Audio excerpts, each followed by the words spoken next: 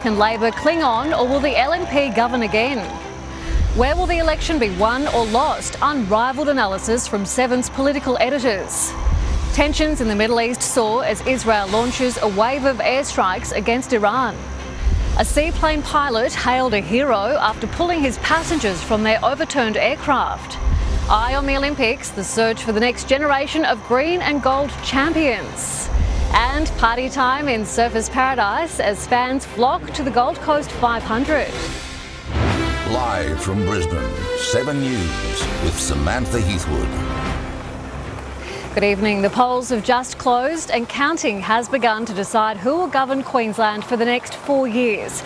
Both Stephen Miles and David Crisafulli barnstormed battleground seats today, looking for those vital last votes to get them over the line. State political editor Marlena Wapp begins our election night coverage. 2 leaders, 1 state, 4 weeks of campaigning leading up to this day. I couldn't have done anything more. You working hard? David Crisafulli hoping momentum gained on issues such as youth crime will get the LNP across the line after a decade of Labor leadership. I'm optimistic that change can come for the state. Stephen Miles optimistic too that 10 months as Premier will be enough to turn the tide and win his first election as leader. It was an early start on breakfast television. You can forgive me for getting out of bed earlier and working harder. I don't look too closely at the polls. Opinion polls have been against the Premier but closed ground in the final hours. He's hoping it's enough to cling on to seats. Premier, what happened to your shoe? Too much door knocking. Obviously, I wore a pair out. A broken shoe, a minor worry. Stephen Miles joining wife Kim, casting their votes at Kalanga State School. David Crisafulli continuing his fight for Gaven, Labor's only seat on the Gold Coast. We're trying hard, mate. We're trying hard. Thanks very much. Confronted with some tough questions. How are you going to handle the health system? By making sure it's properly resourced. And are you going to sack anyone else like the Campbell-Newman government we've did? spoken about that. Before voting with his wife Tegan at Springwood State High School. Here's to a fresh start for Queensland. From Logan to New Farm, the Premier met with long-time friends. Hey, how are you? I'm good. How are you? How's the day going? Good. And made some new ones. You'll be getting a free lunch, Premier. Working up quite an appetite himself. Yeah, good. The seat of McConnell, a top inner-city target for the Greens. We've had thousands of volunteers having tens of thousands of conversations with people. But polling day can bring problems. In the far north, potential kingmaker Robbie Katter forced to deny LNP claims that he's done a deal with Labor, with signs outside polling centres set up overnight. They've spent a lot of money in a very deliberate campaign and a very deliberate lie that they've told. The Catters lodging a complaint with LNP headquarters and the Electoral Commission of Queensland. The battle brutal in the final hours. The puppies. Aren't you beautiful? The opposition leader has maintained an underdog status, hammering marginal seats like Bundaberg, Nicklin and Barron River. A battler background, the boy from Ingham, raised on a cane farm bought by a migrant grandfather. But his personal politics have been tough for some to pin down. What is your position on abortion and why should people trust you on this issue? Because I'm being upfront with what is in our plan. But what is your position on abortion? You've got our plan. Accusing Labor of running a scare campaign on the issue, the Premier taking to social media to push the point, while beefing up his appeal to younger voters. 100 kilos. Easy. It's been heavy lifting for Stephen Miles, a self-confessed introvert who admits the spotlight can be draining. Are you putting sand down my pants? The Brisbane-born member for Marumba focusing his campaign on the cost of living, despite forgetting a few candidate names. Yeah, of course, it's Susan. His popularity is on the way back. Every election's difficult. David Crisafulli thought this one was going to be easy, and he quickly discovered it wasn't going to be. Fuelling up for his final pitch to Queenslanders. It's pretty good. The taste of democracy. Oi, there we go. So good. Taste of freedom.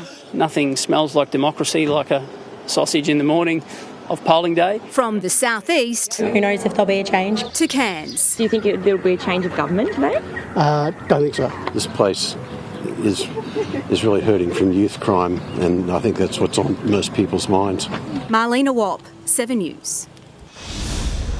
We have special coverage tonight. First to Jacqueline Robson at ALP headquarters. Jackie, the nervous wait begins.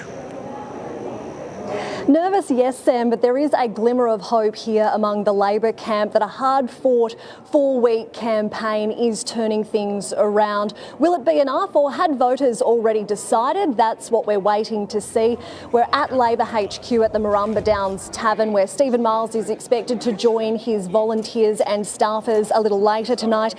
He is expected to watch the first few numbers roll in from home, though. The Premier lives just 10 minutes from here, so it is a short commute. He'll be at home with his wife and daughter, Bridie, and his 2 sons. We've seen a fresh exit poll released just a short time ago that's seen the gap between the two parties tighten again after we saw Stephen Miles overtake David Crisafulli, as preferred Premier. The best result for Labor tonight, Sam, is a result that is too close to call.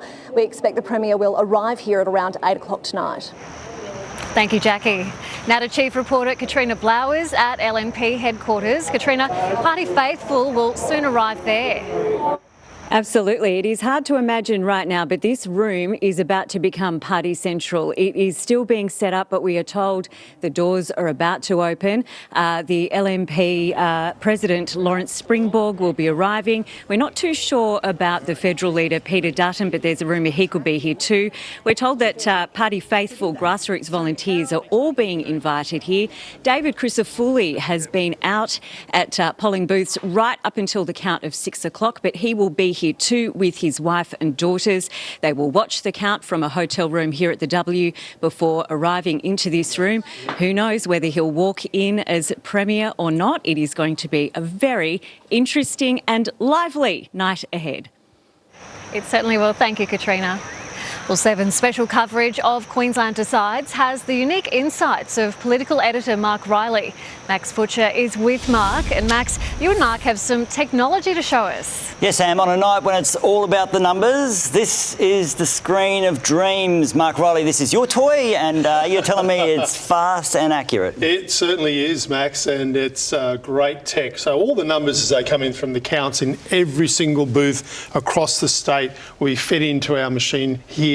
This is the landscape from the 2020 election, and as the night goes on, the colours will change as one party takes a lead in the various seats. There'll be battles within battles, as we know. There'll be a battle in the north, there'll be another battle in the southeast, particularly in Brisbane, and right in the heart of Brisbane, a very different one. Preference flows will be essential, and what we'll do is we'll measure all those numbers against the outcomes from last year, and we'll make predictions first and fast and accurately, Max. And in real time. In real time. Right, now, obviously there's a lot of seats that you'll be paying close attention to because they could judge which way this goes. Yep. I'm most fascinated by Bundaberg because it's the most marginal 0.01 or 0.02%. Yep. 9 votes last time. So that's fascinating. But you're also fascinated by Mackay. Yes, indeed. So in Bundaberg, there are 9 votes, as you say, and I think Tom Smith knows every one of those 9 people. He's been around, he's baked them cakes, he's bought them beer, he's mowed their lawn, and the Premier set him a challenge of now getting that up to 12 votes. 12 votes? Yes, indeed, in this election in Mackay. Well, this is a really interesting battle. Mackay, we normally don't even look at it really because it's a Labor stronghold, but tonight could be the first time since 1915 that Mackay falls out of Labor's hands to the LNP. So we'll be watching it right through the night. Well, Mark Riley, even if that doesn't happen, we are headed for a historic night. Sam, the screen of dreams. This is where it's all going to happen. Thank you, Max and Mark. Well, 47 is the magic number needed to form government, and in some electorates it will be a particularly tight race. Labor will be under pressure from the right and left in the southeast and needs to hold crucial seats in the state's north. In Queensland's most marginal seat, every vote really does count.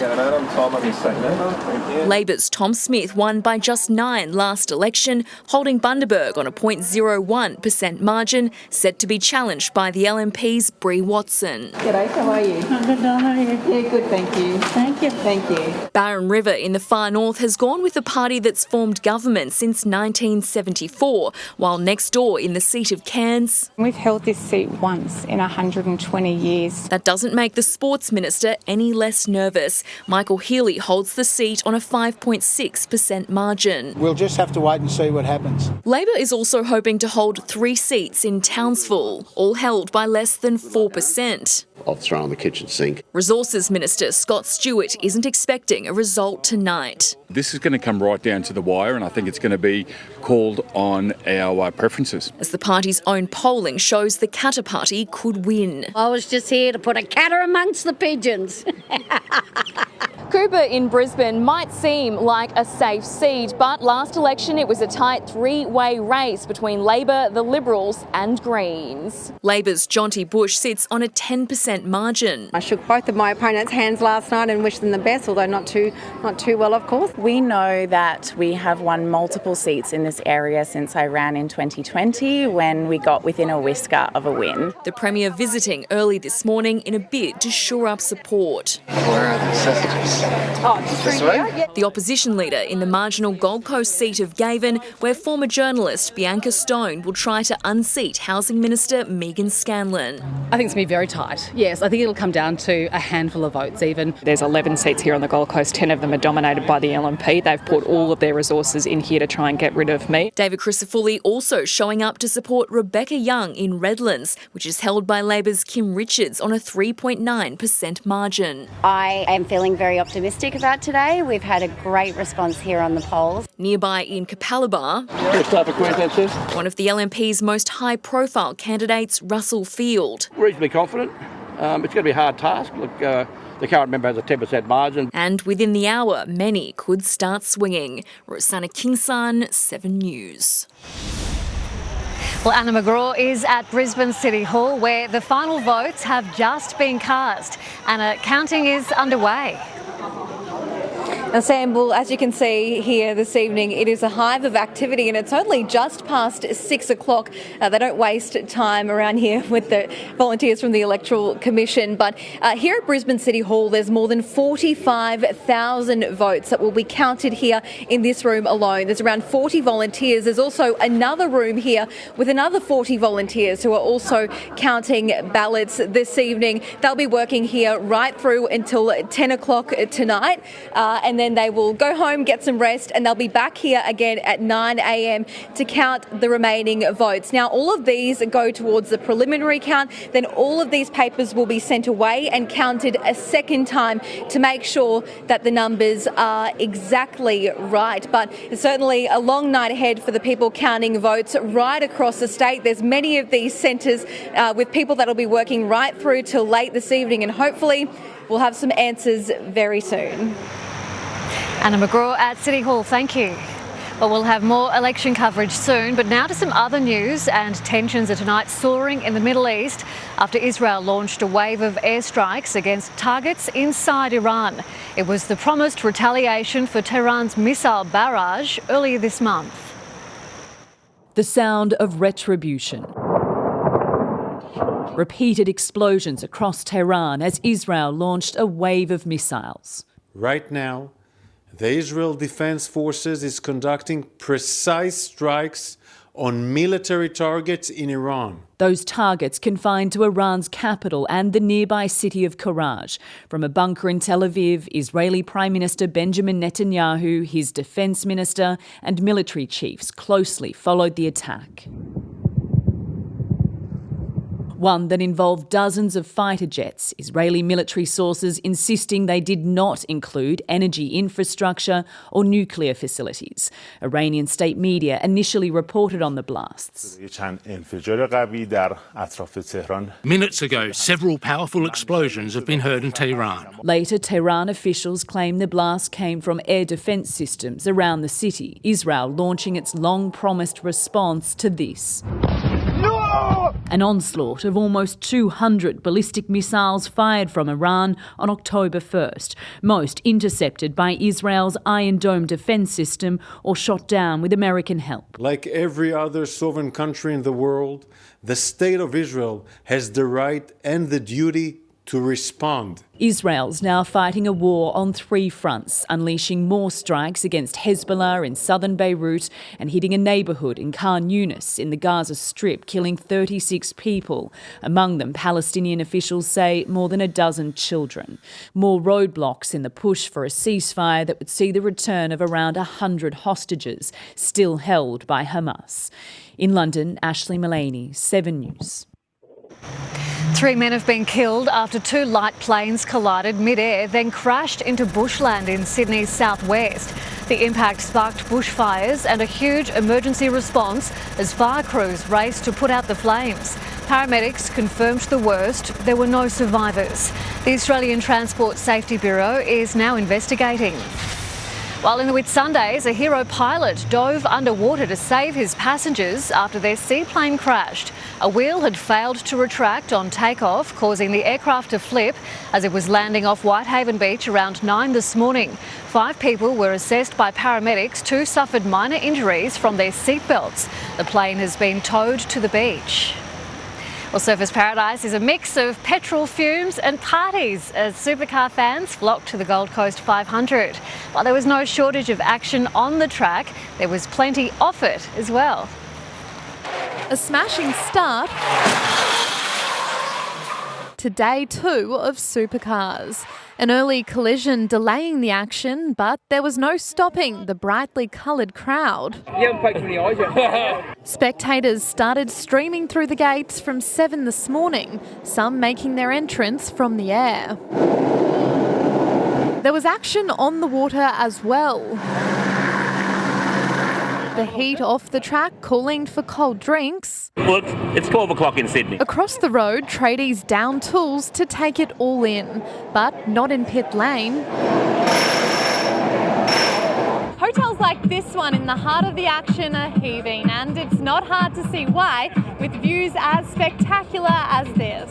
We're at full capacity for the weekend. A lot of people from Canberra we've noticed, so I guess that's Rev Head Heaven. So is the Gold Coast. Crowd numbers are on track with last year. We've been coming to this event for about 20 years now. If we can make a few people smile, then we've had a good day. Plenty of first-timers too. I come to the V8s with my dad when I was younger, so I thought to bring him. Hoping to make enough noise. Really loud. To keep the crowds coming back.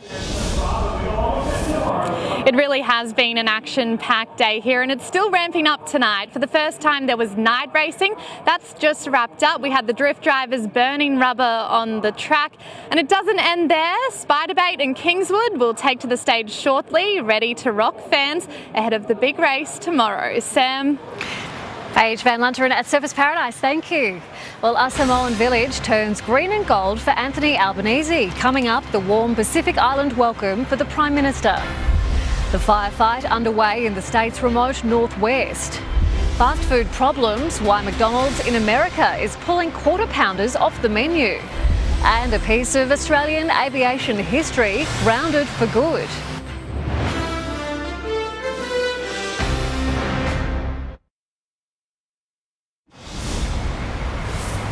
A woman has been charged with attempted murder after a stabbing in Brisbane's north. The 46-year-old is accused of attacking a man at a Newmarket storage facility this morning. He suffered serious injuries to his neck and chest and has since undergone surgery. Police say both are known to each other but not in a relationship. The woman will face court on Monday. A huge firefighting effort is underway in the state's northwest to contain an out-of-control blaze in scrub country southeast of Cloncurry. It's burning near the Selwyn Range and is thought to have been started by a lightning strike 2 weeks ago. Aerial support has been called in to assist ground crews. At this stage, no properties are directly under threat, but residents are advised to stay informed. Well, Australia has joined other Commonwealth countries in agreeing to the Ocean Declaration, a commitment to cut emissions to combat rising sea levels. With CHOGM now over, the King has ended his tour, while Anthony Albanese was honoured by locals. Decked out in green and gold, Samoans embrace the colours and spirit of Australia. A warm Pacific Island welcome for the Prime Minister in Satapuala. With heart and soul and wealth, A special ceremony waiting. Anthony Albanese given a chiefly title. Toyole Sulo Sulo, the highest honour in this village. Drinking kava, gifted a fly whip and staff. Can I thank you from the bottom of my heart? The Prime Minister meeting local chiefs. Thank you very much. At a ceremony usually reserved for community leaders. It was a great honour and it's something that I will remember. On his last day in Samoa, taking selfies. Caught in a scrum of his own making as he handed out footballs. Here we go, Australia!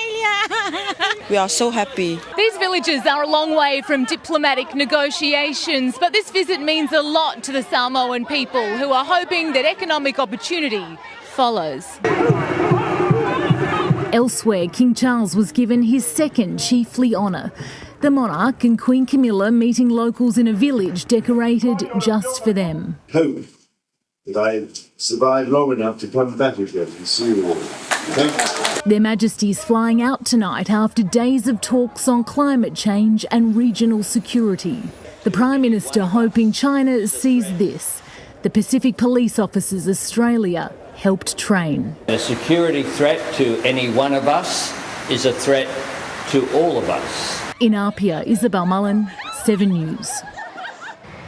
Paralympic gold medalist and former Australian of the Year Dylan Alcott opened the gates today at Brisbane's first Ability Fest. Victoria Park was transformed into a completely accessible venue with elevated viewing platforms, quiet zones and sensory areas for thousands of music fans. It's about able-bodied people and people with disability coming together. We're raising money for the Dylan Alcott Foundation to support young Aussies with disability too. The Grand Slam champion hopes it'll become the biggest festival in the country. Well, after the break, we'll bring you the latest on the state election with counting now underway. Plus, Beyoncé lends her voice to the Kamala Harris campaign, while Donald Trump goes on one of the world's most popular podcasts. BHP to pay billions to Brazil after one of the country's worst environmental disasters. And looking for the Olympic champions of tomorrow, Queensland kids put through their paces.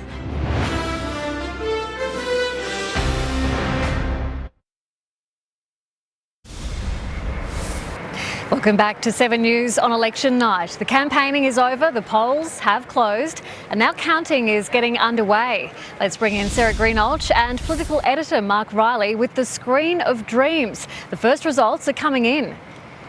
They are, Sam, and Mark Riley will be bringing you all of these results live. Riles, which seats are you watching early on?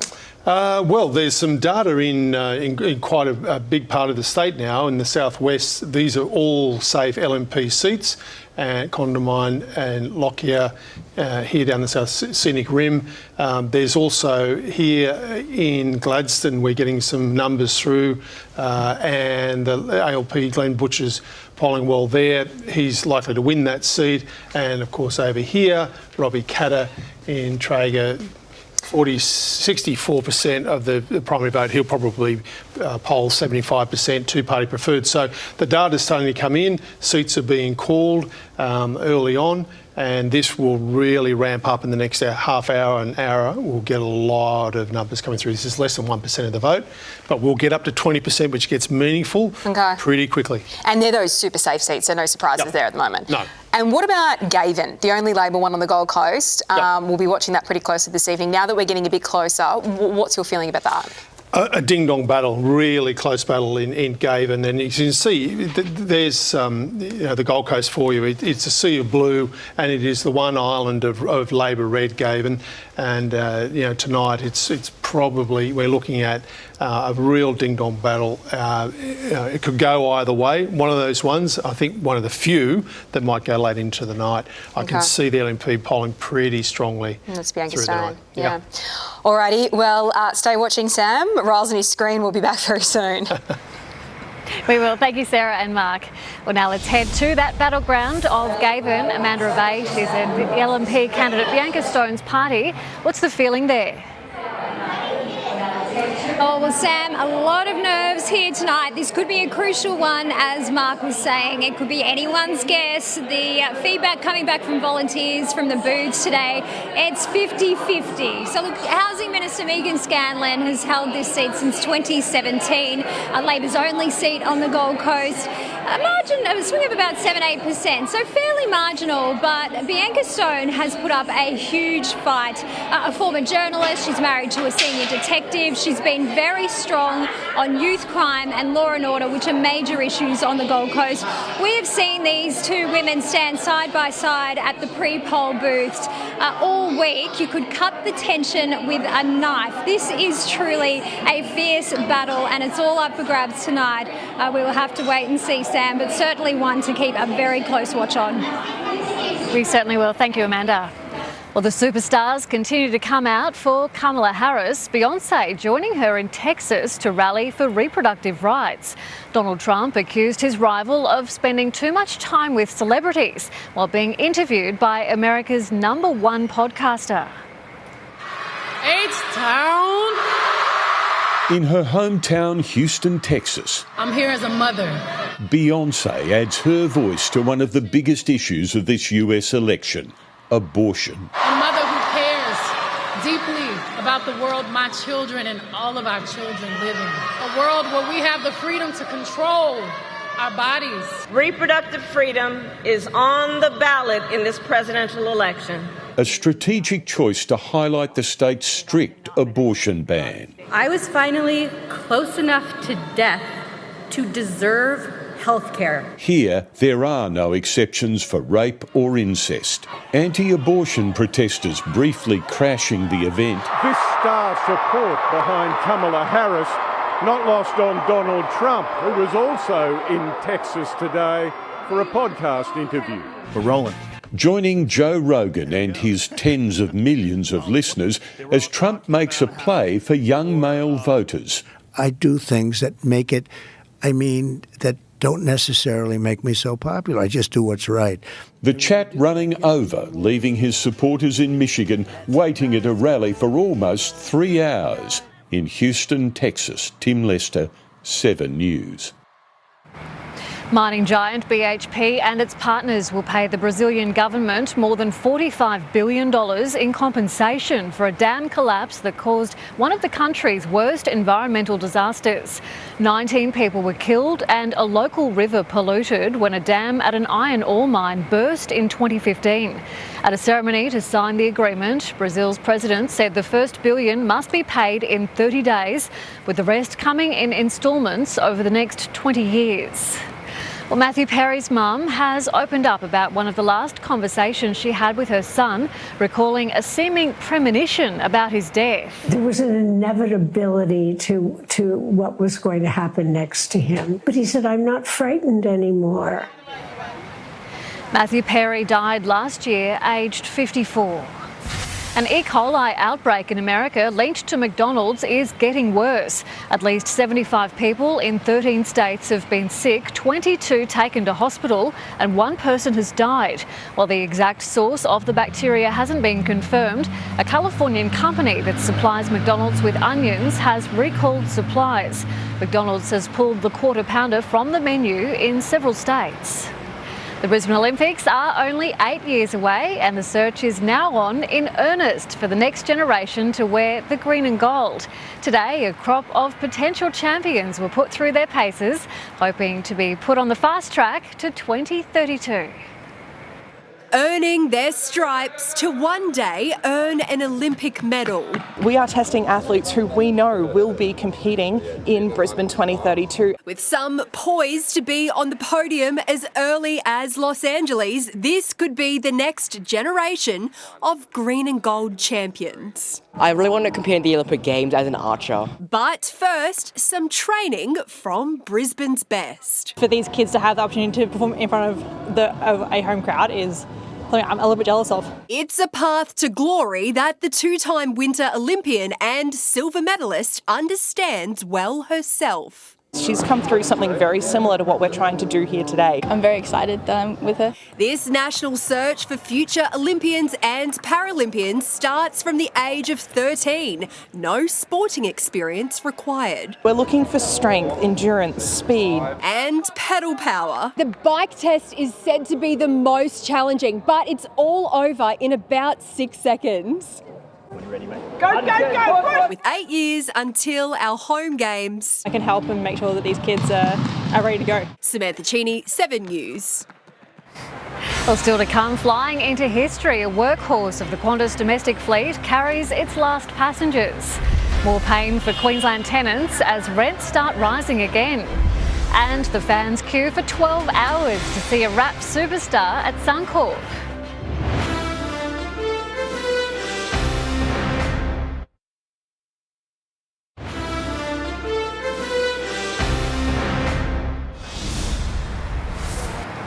A group of neo-Nazis has staged an impromptu rally outside the Chinese consulate in Melbourne, using a vile racial slur to call on China to extradite the man accused of throwing hot coffee on a baby at Stones Corner in August.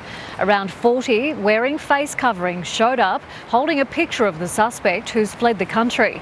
They eventually left of their own accord. No arrests were made. Well, fans have lined up for more than 12 hours outside Suncorp Stadium for Travis Scott's only Brisbane show. The queue snaked around the stadium ahead of the concert at 7:30 tonight. Crowds caused chaos inside and outside Marvel Stadium in Melbourne, where the American rapper performed earlier in the week. Well, disappointing news for renters tonight, with new figures showing a short reprieve from increases is well and truly over. The numbers from the PropTrack quarterly report show rents have increased across 252 Queensland suburbs, with tenants paying as much as 15% more than they did just 3 months ago. In the southeast, New Farm saw the biggest increase in house rentals, jumping an extra $150 a week. Unit rents climbed 10% in Hendra and Sandgate. Well, it's been a familiar sight in Australian skies for the past 25 years, but after tonight, Qantas passengers will no longer fly on a Boeing 717. It was one of only 3 airlines in the world still flying the distinctive jet, with the engines at the tail. A farewell tour city to city. Launceston starting the party for an aviation great about to be parked for good. Hey guys. The Boeing 717 making its final rounds today.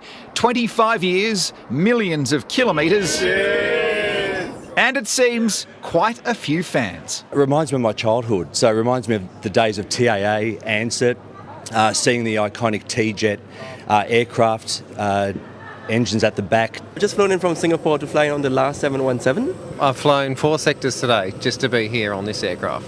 Qantas invited us on the 717's farewell tour from Tassie to Sydney, where the crew prepared the jet for its retirement flight to Canberra. Only 3 airlines still have the 717. Tonight, that shrinks to 2. Its powerful tail-mounted engines provide a fast and loud takeoff, but for the last few rows, they block the view. Look, it's bittersweet, it is sad, but it's also incredibly exciting. It's the start of our next generation aircraft that's coming in with the A220. The 717 has another piece of history attached. It is the last aircraft on which there was an attempted hijacking in Australia.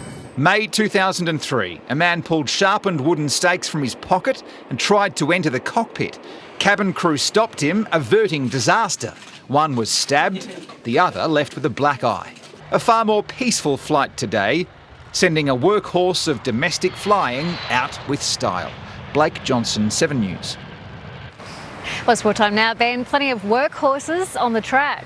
The turf and the tarmac, Sam. G'day everyone. They call it the best 2 minutes in sport, and today a standing ovation. The horse they said couldn't win makes Cox Plate folklore. And is this the moment the Supercars title dream went up in smoke for Toowoomba's Will Brown?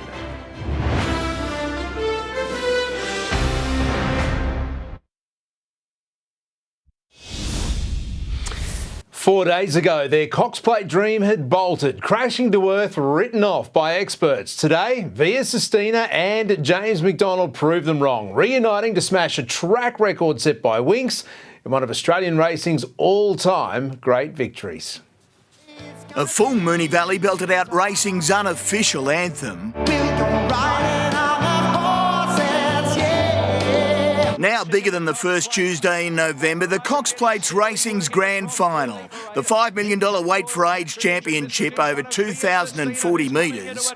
Billed as the best 2 minutes in sport, after all the dramas this week, Via Sistina beat time and rivals to go from good to great. With 150 to go, she's 5 lengths in front. It's going to be a Cox Plate round, and James McDonald has century of the very best. Via Sistina winks like, winning in race record time and by an equal record 8 lengths. 3 Cox Plates for James McDonald, the fastest jockey to 100 Group 1 wins. She won like winks. She blended them and, yeah, it's just a phenomenal performance. Earlier this week, a fall and serious scare at track work for McDonald and Via Sistina. I thought our hopes were doomed. 4 Cox Plates with winks, now Via Sistina. Chris Waller close to tears. When she got up and James got up, the rest of it didn't care. Andrew McKinlay, 7 News.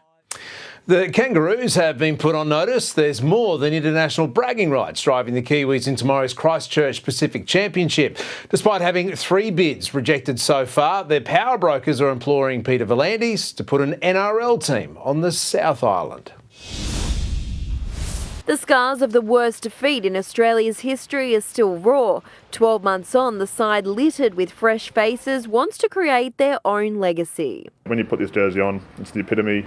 It's the absolute sort of the highest peak you can get in this game, and to put in a performance like that was really disappointing. So I'd like to think that doesn't happen again. Victories for the Kiwi men and women over Australia, along with the success of Up the Waz, has sparked a new generation of fans. The last time Kiwis played down here, only against the Great British Lions, we had a crowd of 6,700, and now we've got a sold-out crowd. So just tells you something about the state of the game in New Zealand at the moment. The NRL has rejected 3 bids for new teams based on the South Island, but New Zealand Rugby League won't stop pushing for a second side in the NRL. The movement, or the tsunami's moving down New Zealand and taking over. This will be the future jewel in Christchurch's crown, the new $600 million Takaha Stadium, set to be completed in 2026. It'll hold 30,000 people, perfect for an NRL side. In Christchurch, Jaleesa Raps, 7 News.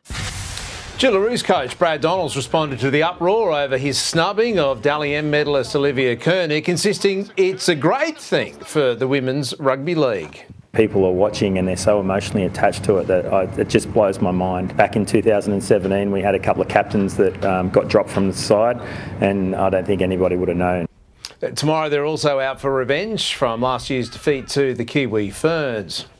Well, it's game on in the Supercars Championship after another day to forget at the Gold Coast 500 for series leader Will Brown. Cam Waters' Mustang monstered the streets of Surface, dominating from start to finish, keeping his slim total hopes alive. A chance to claim his maiden championship, the weekend off to the worst possible start for Will Brown. And now more damage.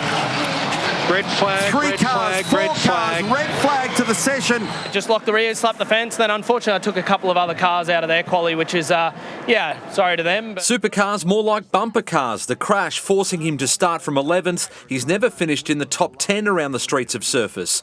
Door open for the chasing pack. Cam Waters pole after a blistering shootout. No margin for error when the real stuff started. As the cars coming past here at 260 kilometres an hour. Chaz Mostert sitting third in the championship, needing to make up ground. Down the inside, nicely done. Likewise, Brock Feeney, the local, squeezed by Thomas Randall, but third was enough to narrow Brown's lead to 171 points. Cameron Hill spun himself in the wrong direction. Sometimes you've got to go backwards to go forwards. That's not something you see too often. No issues for Cam Waters, monstering the competition from pole to checkered flag. Yeah, this thing has been an absolute rocket ship all weekend. Massive credit to the boys and girls at Tickford for giving us some jets, and so awesome to be able to convert that into a race win. Brett Thomas, 7 News. The Matildas and especially Mary Fowler were held by stoic Switzerland in Zurich this morning. Coach Tom Samani deflected questions about Fowler's quiet performance. She's a very talented footballer, and still a young footballer. I don't want to sort of overexpose her. Yeah, Caitlin Ford earned a penalty for the Matildas late in the first half, but messy defending saw the Swiss equalise, summing up a disappointing result against a team ranked 10 places lower. Well, the Heat have flagged their Department of Youth as a possible X-factor ahead of tomorrow's season opener. WBBL 10 launches at the Adelaide Oval with a final rematch against the Strikers. Brisbane have 4 potential first gamers.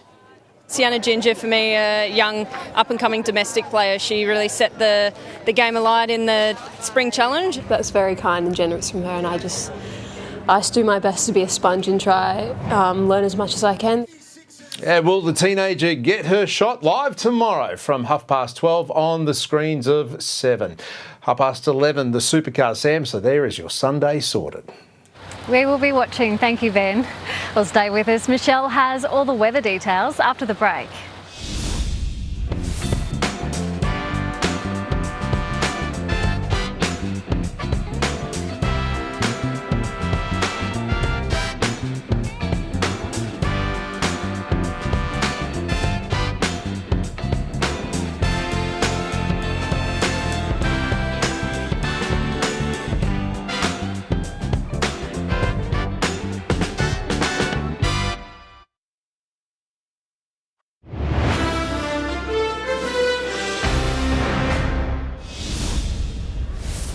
You're watching 7 News, checking the weather now, and it's a gorgeous evening at Burleigh Heads, rounding out what's been a pretty ideal day for voters. Cooler with some cloud cover to keep it all nice and comfortable at polling booths.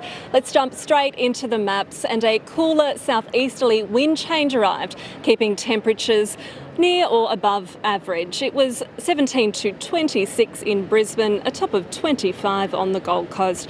Onto the charts, and a high in the Tasman Sea will move east tomorrow, and with that there'll be another wind change with northerlies in the southeast. Interstate tomorrow, a shower or two right at the top and the bottom of the country in Darwin and Hobart, and mostly sunny and comfortable conditions along the east coast, 15 to 24 in Melbourne. Back to Queensland, a possible shower in Cairns, a shower or two for Weipa.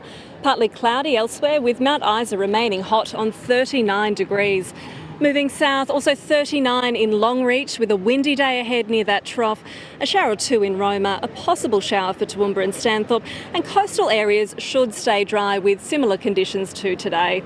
In the southeast, there's more of a chance of rain, most likely between mid-morning and early afternoon. Temperatures staying in the mid to high 20s. Logan on 16 to 26. Zooming into the suburbs, 18 to 27 in North Lakes with similar temperatures across the board. And here is that medium chance of rain again with a shower or two on the cards. If you're heading out on Moreton Bay tomorrow, it's looking partly cloudy with winds tending north-north easterly at 15 to 20 knots early in the morning. And in the city tomorrow, 18 to 26 degrees with a 50% chance of rain. And if we do see some showers, there shouldn't be much in it. Looking ahead, Monday is expected to bring our next round of showers. 15 millimetres is on the forecast for Brisbane and Ipswich. Ipswich will be on storm watch Monday as well. And Tuesday, it's back up into the 30s for the maximums on the Gold Coast. Monday is looking wettest, but a shower or two is expected Tuesday as well. On the Sunshine Coast, make that Wednesday with the chance of showers right through the week. So Sam, it looks like we got it just right with voters dodging any showers today. Thank goodness for that. Thanks, Michelle. And that's all from us this Saturday. Thanks for your company. Our panel of experts and insiders is back now to bring you every breaking development as Queensland decides. I'm Samantha Heathwood. Hello and welcome to the 7 News headquarters at Mount Cootha. It's just gone 7 o'clock on election night in Queensland.